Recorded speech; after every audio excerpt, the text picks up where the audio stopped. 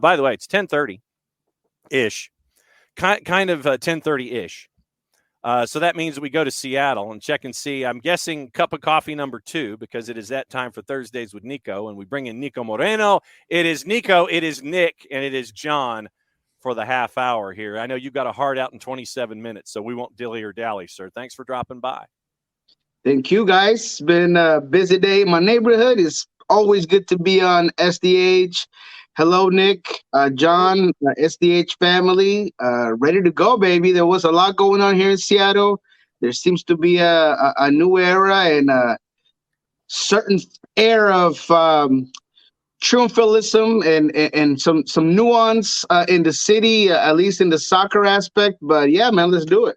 All right. So you were at training camp and you noticed a dude wearing a sweatshirt, but it looked like the hood was over his head. And he was having conversations with folks, and you kind of had an idea who you thought it might be, and we're not talking Hook from AEW. You were right, and yesterday you had the big celebration and the contract signing, the man from Lanús. What is it with Seattle taking 10s from Lanús? That's Atlanta United territory, sir. And we'll talk about that. And yes, I mean, it all started kind of Tuesday morning when, it had been reported that the new Argentine was going to be in practice. And unfortunately for me, despite my efforts of getting the best picture of the young man in the white hoodie with the black hat over his head, I don't think the club wanted any pictures nice and early of this young man. So I respected that request, but as I always do, I kind of get in between, said hello, sounding Argentinian, clearly kind of took a look at his face, but, didn't want to confirm anything that wasn't necessarily there to be confirmed. And then we got, obviously, the release from the Seattle Sounders that there was going to be a big announcement on the next day. But yes, it was a little bit that way. Now we know that was Pedro de la Vega. The pictures of that particular moment are now out. He did the typical lineup of his friends where the teammates kind of hit you in the back of the head, where you kind of get across the tunnel and you get smacked around.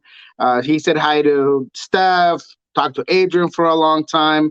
And then the next day, of course, there was the big presser that, as Craig Weibel called it, it was the worst kept secret in Seattle sports history. And it was. It really was. I thought it was funny that they didn't put Pedro's name on the podium until afterwards, which, I mean, we all know what we're there for. But it was interesting, man. I think that, yes, Lanús, apparently Seattle has a very good connection because, as you know, Seattle also had the rights to Miguel Almirón. They had a chance to bring him in, and ultimately they ended up deciding to go for Nicolás Todero at that particular moment in time, and that all played great. Now there's a second coming of that particular 10. And you know what really blew my mind yesterday, and we'll get to the press conference in a second, is that as I spoke to Jeremiah O'Shan of Sounder Our Heart, and a guy that I work with quite often, there was a lot of hype when Miguel Almirón was going to come to MLS. And I remember that was rightful and earned hype. And then looking at Pepo's stats with Lanús, not only did he play more minutes, but he had more goals, had more assists, was just more effective. And maybe it's because I was looking more on video and chatting with people around Argentina, because I don't like to just base a player on stats. But it was interesting to see that, Pepo, he had a fantastic time at Lanús. You saw Lanús do this amazing tribute to him as well. That video is on Lanús's social media, as I recommend you guys go watch it, where he's walking the dorms of when he was a younger player and when he was a ball boy, and he walks around the facility, then all his goals. I mean, it really talks a lot about the player that you're getting and the impact he had at Lanús. So that's kind of the Lanús 10 Seattle conversation into a little nutshell. Nick, go for it. I think I've stunned Nick. Nick, what's on your mind? Well, my computer one is deciding that it's now's the time that it's going to, just creep. It's going to update. It's like you click the button and the computer's like, wait for it. Wait for it. Okay, now. All right. So look, you guys are, bringing in some good players. You got some, good hype coming on. Look, when there's a lot of excitement right now, Niko, up in Sounderland, but the question is as you look across the West right now, what are you seeing? Is there a vibe right now in Seattle that, hey, you know what, maybe we can start owning the West again? Is that something that you guys are kicking around with this new transfer brought in, or is it still like, hey, look, we're going to kind of guard ourselves a bit, excited but guarded? Is it the guarded excitement, or is it, nah, baby, we're steamrolling, we're all gas, no brakes? I think they're steamrolling. I think, like I said, there's a sense of triumphalism with this guy. I mean, perhaps is the fact that he just, I don't know how you call it, just his aura, his character, he kind of just like, smoothing all the questions. He had all the right answers in the presser. Me, myself, I was able to talk for all in all throughout, from the presser all the way down to the end of the day, for about 2.5 hours with Craig Weibel about this kid. And I'll probably promote that later on, but we had a conversation, Jeremiah, Craig, and myself, for a podcast that Sandra Hart has. And man, it's hard to not get excited. And fans are already getting excited simply off of the confidence that the club, through Brian, through Craig, are projecting, and giving him that number 10 really sets the bar high. That, to me, says you're going to be the man right here. Both Craig and Brian were asked about what does success look like this year. I thought that was a very good question. And, they talked about results, right? I mean, at the end of the day, you got to get wins. And this guy is coming in, but he's a good player, but he's going to have to kind of prove it on the field. Brian threw a 10-10 stat there, 10 goals, 10 assists. That's pretty good, right, for a first-year player. But I think around the area, there's even a higher expectation. I put out a poll about, is he going to be a newcomer of the year candidate? And I've yet to see a no on the voting. I mean, everybody just seems very excited about what this guy can do. But when I look at the West, and as I said last week, I'm not impressed. I think that not right now, not as of January 25th. Like there is no team in the West right now that I can honestly say, okay, well, that's absolutely going to be the team to watch for, right? Because LAFC has questions. LAG, we don't even need to bring them up. San Jose, we don't know what they're really doing. Austin has like 15 players in their roster. Portland, under new management and a manager that I don't have a lot of, confidence in doing what his predecessor did. St. Louis, guys are leaving. We don't really know if they're going to be able to replicate what they did last year. So with all that said, I think that, yeah, Seattle absolutely right now are in the conversation to be one of the top players in the West. And I also think that the team, and perhaps this gets lost sometimes with every news and new signing that we see in the league, they still have some pretty good players, right? Yemar Gomez-Andrade, one of the best defenders in the league. Stefan Frey has been good for a long time. You still have a very young and core group of midfielders with the likes of also an MVP finalist in Joe Paulo, who looks great these days. There's still that potential that Raul Ruiz is going to be that guy that was a couple of years ago. So if everything goes Seattle's way, this could be a really good team, not to mention what could come in the summer for them. No doubt. And right now, this seems like a win or now approach, because looking at the contract statuses, you got a lot of dudes on contracts that end this calendar year. Rusnak, Rui Diaz, JP, Arriaga, Nathan, Yamar, Leo Chu, Rothrock, Jackson Reagan, who's injured, Dylan Tevis, who's injured, Jacob Castro, Andrew Thomas, Bradilio Rodriguez, Kitahara, John Bell, Reed Baker Whiting, all contracts that end this year. You've got like a dozen guys outside of that whose contracts don't. This seems like you're pushing a lot of chips to the center of the table here for this season.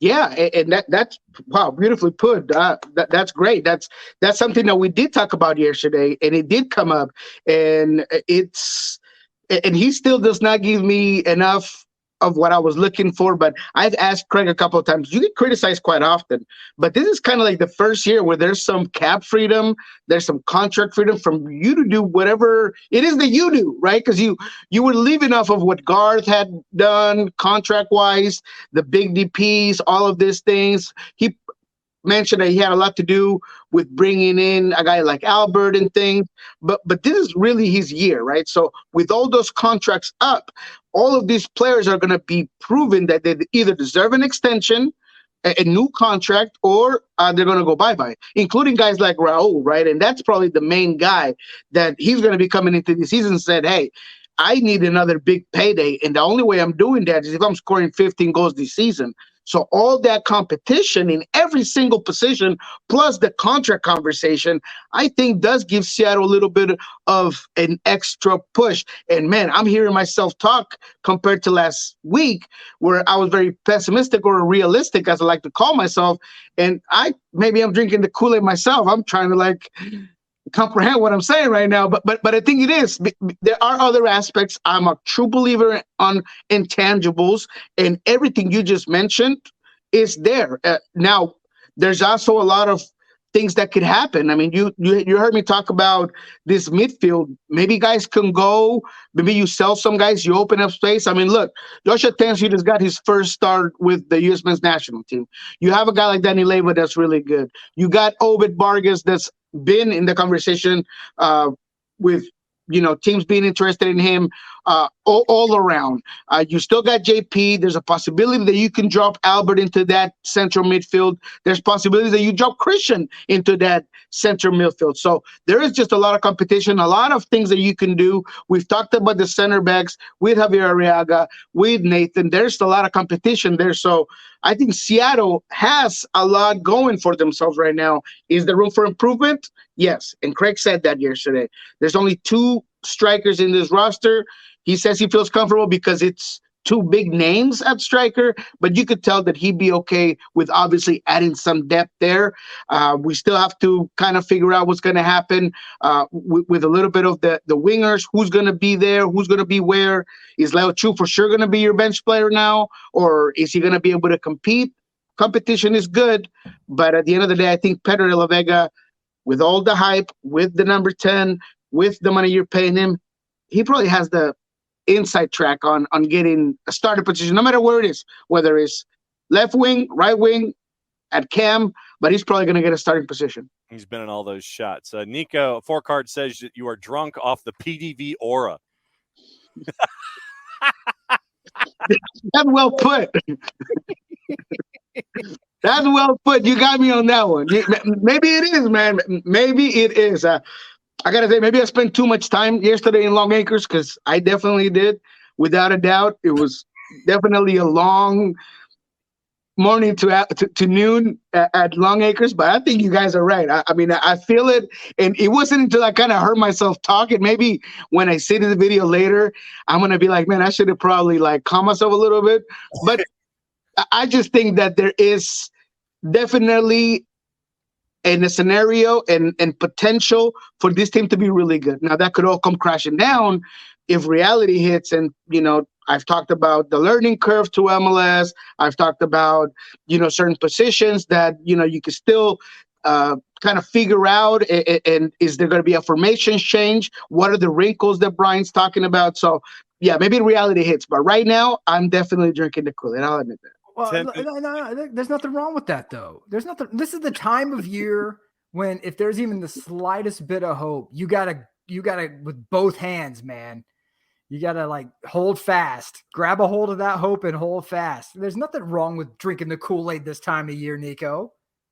Yeah, no, man. I agree. And again, another thing that Craig mentioned yesterday was the fact that, look, he heard all season that this team wasn't good enough. He heard all season that he didn't know how to do his job because he couldn't get anybody, even though he explained several times that there was no cap to do absolutely anything with. And this team still got pretty far, and this team could have won that game against LAFC, and they probably should have. I mean, they created a lot of opportunities. They were there, just couldn't put the ball in the back of the net.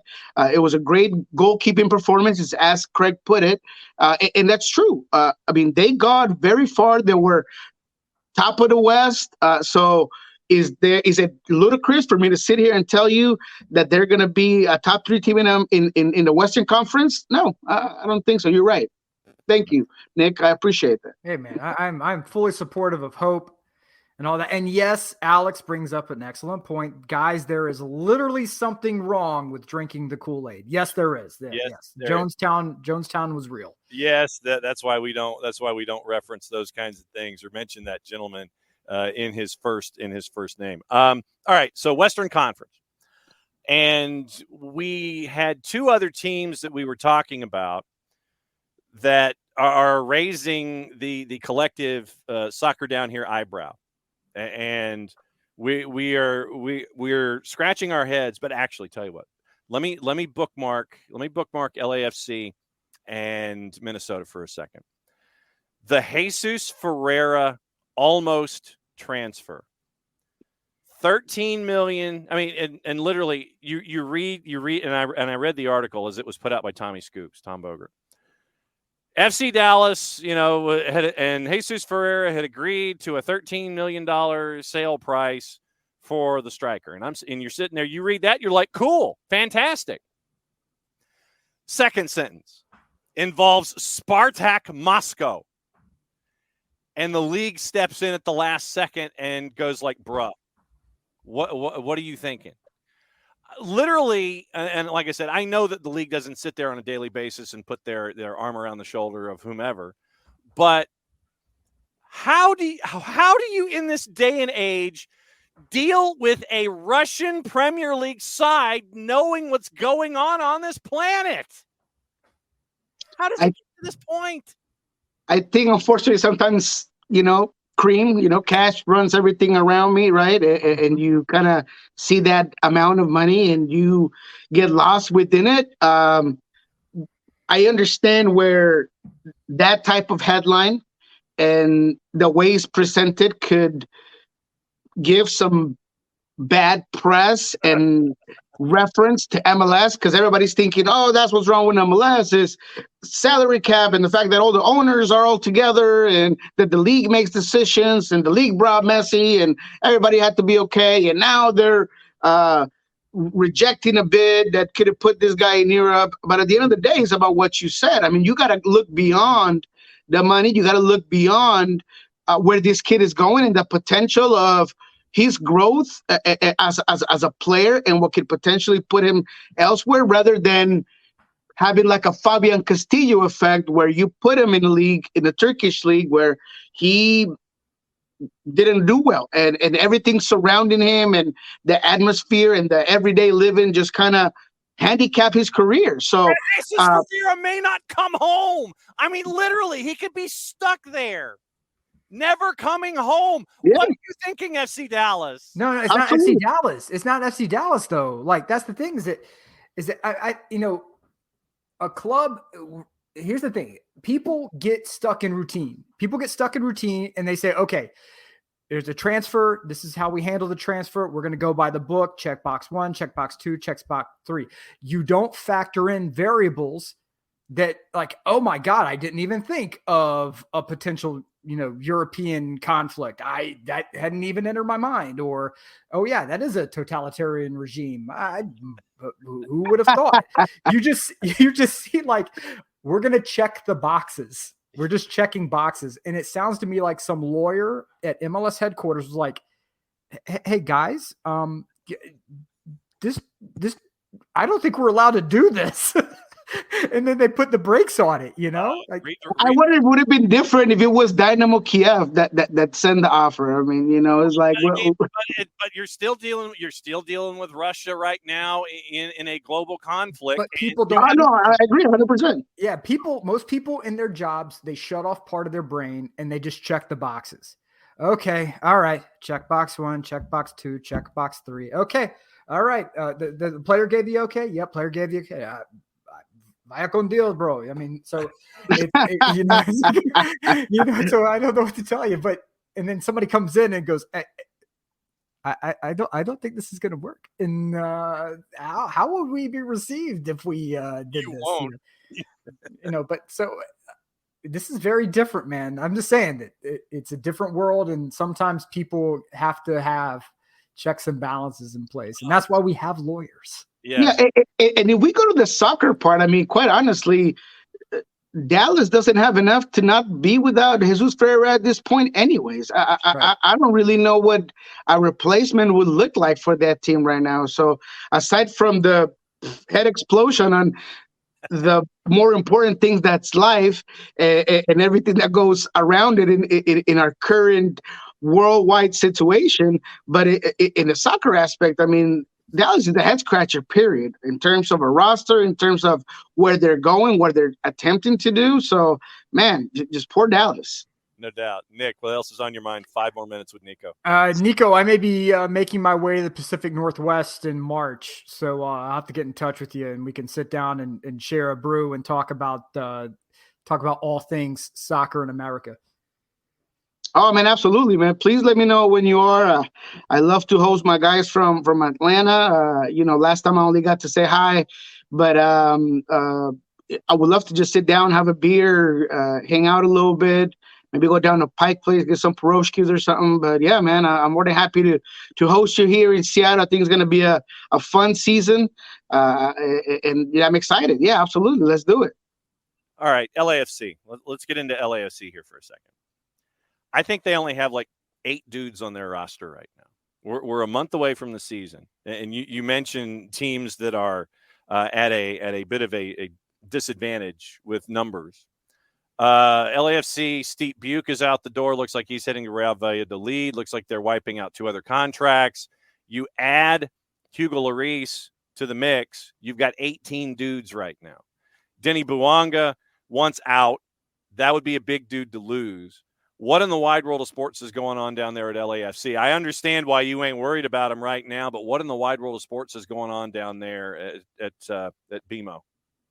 I just think that there's a high level of overconfidence, and that overconfidence has not resulted in necessarily negative results and terrible seasons, because although not as in your face, when Chicho Arango left and there were movements made to a team that had reached the final, you kind of scratch your head and you're like, okay, what are we doing here? Why are we bringing, 60-year-old center back or whatever? I mean, there were things that you were scratching your head about.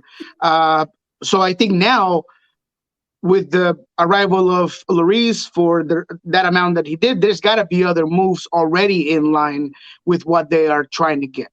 I really think that Dennis Bouanga's more of I don't want to call it a tantrum, but just a business decision to create some mayhem so you can get more money. That's literally it.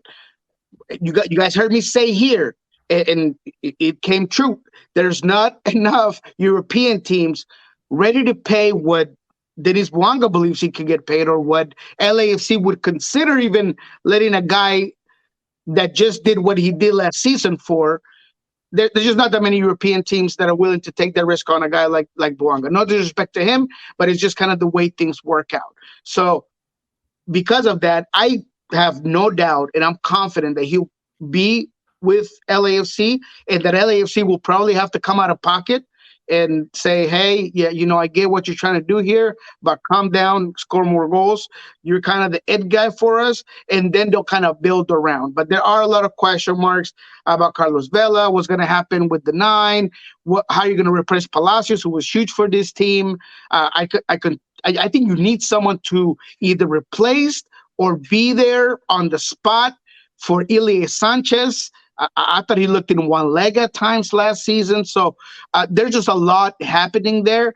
But again, when you have that reach, when you have that group and you feel like, hey, I could just write a check and go get the guys that I want, maybe there's not that sense of urgency. But to the common people around the soccer world, you start thinking, well, maybe you should have a team already ready to go into the season. But I think that's what it is. It's confidence in what they do, confidence in Torrington, confidence in the fact that they have all the shiny lights around this club that at any point can bring a guy like Lloris or whoever from Europe. And that's probably why they have more urgency to bring guys in.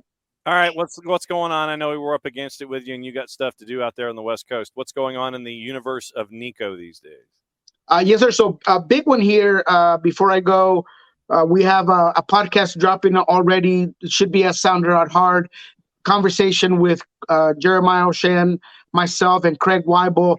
Man, it was amazing. It was good. We could have probably talked another 2 hours, but we talk all things Pedro de la Vega. We talk about the new philosophy within the Sounders. I mean, the pressure on Craig. I mean, that's a real good one.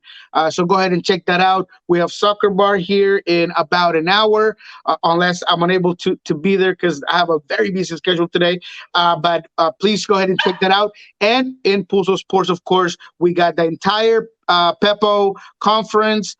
We have a conversation outside of that first press conference with Craig Weibel and Brian Smetzer. So go ahead and check out Pulso Sports, guys. And it sounds like the boss needs to be taken outside for a bit of a pit stop before you do anything, because I heard that in the background, my friend. Yes, he's right here. So I'm going to go ahead and take him out. Really appreciate you guys. Good times, man. So, and I'll be waiting for you, Nick and John. Hopefully one day I'll get to see you out here.